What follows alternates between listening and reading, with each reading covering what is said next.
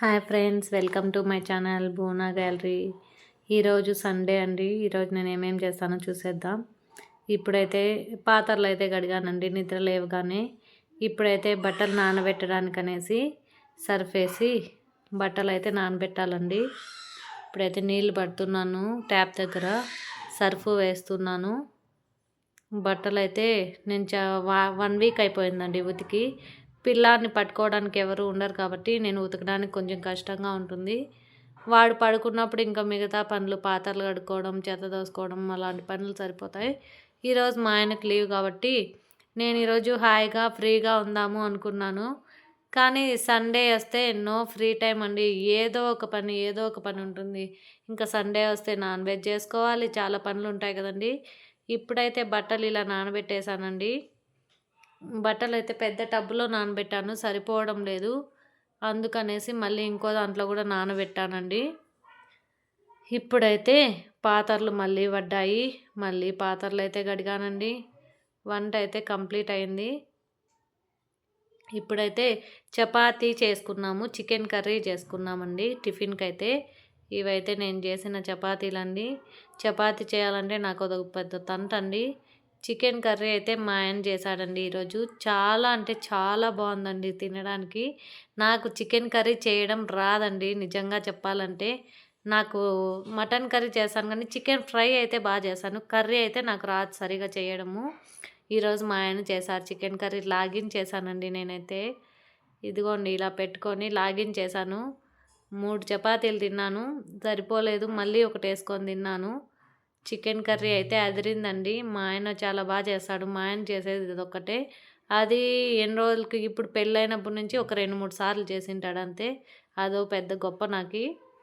ఇప్పుడైతే బట్టలు అయితే ఇలా ఉతికేసి అలిచేసి ఇలా బకెట్స్కి అయితే వేసుకున్నాము. ఇవైతే ఎత్తుకోపోవడానికి కూడా చాలా కష్టంగా ఉందండి, అన్నీ ఉన్నాయన్నమాట. ఇప్పుడైతే మా ఆయన హెల్ప్ అయితే నేను తీసుకుంటున్నాను. మా ఆయన ఉతికేయి ఇక్కడ కిందే ఉతికేయి, మాకు వాషింగ్ మిషన్కి సపరేట్ ఏరియా ఉందండి, అక్కడ ఉతికేయి నేను ఎత్తుకెళ్తా అన్నాడు. ఇప్పుడైతే స్టెప్స్ దగ్గర తంటాలు పడుతున్నాం మేము ఎత్తుకోలేక.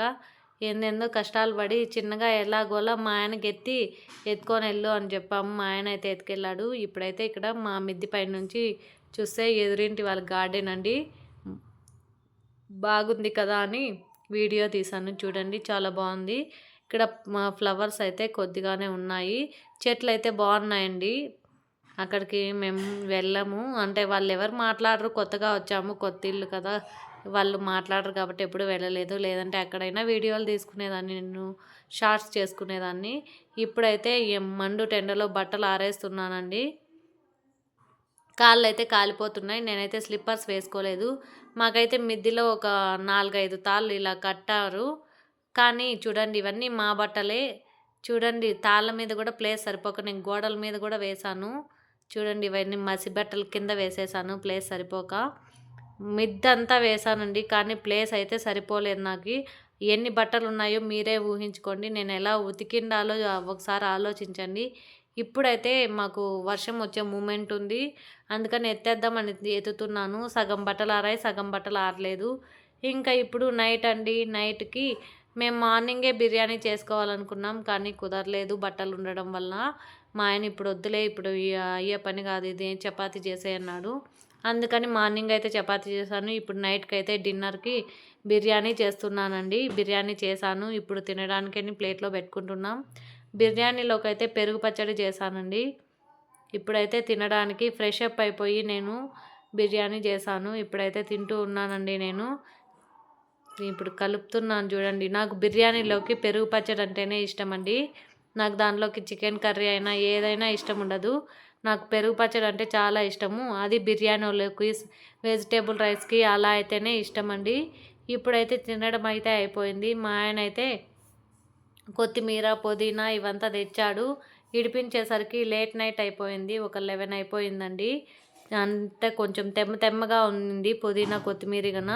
ఇలా అయితే విడిపించి పెట్టుకుంటున్నాను. ఇప్పుడైతే బట్టలు కూడా మడత పెట్టేస్తున్నానండి. బట్టలు కూడా ఇలా మడత అయితే పెట్టేశాను. సగం బట్టలు ఆరలేదు, సరే అని ఇంకా తర్వాత రోజు ఆరేద్దాం అనుకున్నాను. Thank you for watching. మీకు